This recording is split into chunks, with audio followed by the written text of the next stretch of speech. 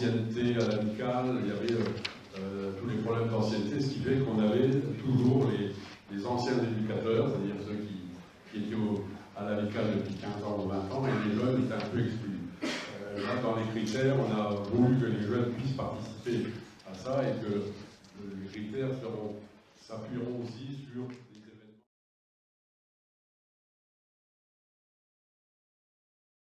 On fait des mains du président de l'amicale nationale, Jean-Marie Lavnizac. C'est ça le bénévolat. Alors bravo encore à Joël Michel.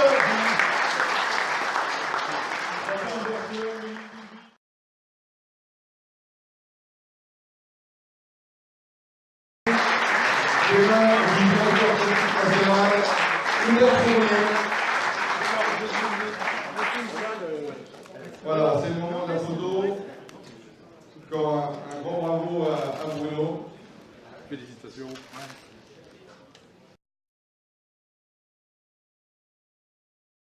Sur la génération, il y en a 4 qui ont vraiment atteint le niveau professionnel et sont maintenant des joueurs importants de l'effectif du Stade de Reims. C'est tout ce que je vous souhaite en tout cas à vous. Félicitations à vos éducateurs, parce que si vous en êtes là, vous devez beaucoup à vos éducateurs qui se sont beaucoup engagés auprès de vous. Hein, ne l'oubliez pas, lorsque vous allez remporter la coupe, vous allez soulever la coupe de leur rendre hommage aussi, parce que quelque part la réussite que vous avez maintenant, vous la devez aussi à l'engagement de tous les éducateurs qui ont œuvré auprès de vous pour faire que vous soyez au rendez-vous. Et en plus, je vais être là pour assister à votre finale. Donc j'aurai un regard différent de votre équipe.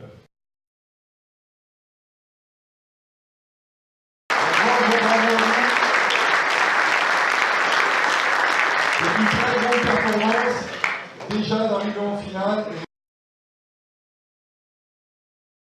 Donc ce qu'on a débuté pour cette nouvelle saison, c'est notamment au niveau du futsal.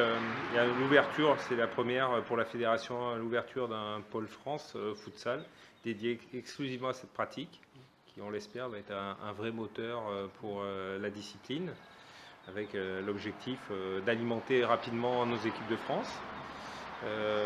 Sur le plan féminin, l'ouverture aussi d'un pôle à Bordeaux, pour avoir un maillage territorial encore meilleur.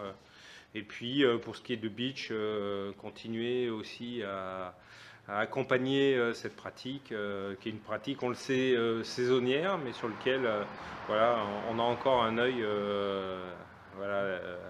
important pour permettre à cette pratique de continuer à se développer. Et les axes prioritaires pour la saison prochaine? Alors les axes prioritaires, c'est de renforcer l'engagement de la fédération auprès des pôles espoirs, avec l'ouverture d'un pôle espoir dans la région lyonnaise. Donc ça c'est aussi un axe fort, et puis aussi continuer à développer les centres de formation au travers on est en train de redéfinir le cahier des charges, un cahier des charges qui était vieux de 12 ans et qu'on est en train de discuter et de mettre en place avec l'ensemble des familles du football. Et les enjeux de la TTN cette année de Coupe du Monde qui arrive? C'est d'accompagner notre sélectionneur au travers, il y a pas mal de gens de la DTN qui sont sollicités pour l'observation de match, et on est tous derrière notre sélectionneur pour mettre l'équipe de France dans les meilleures conditions.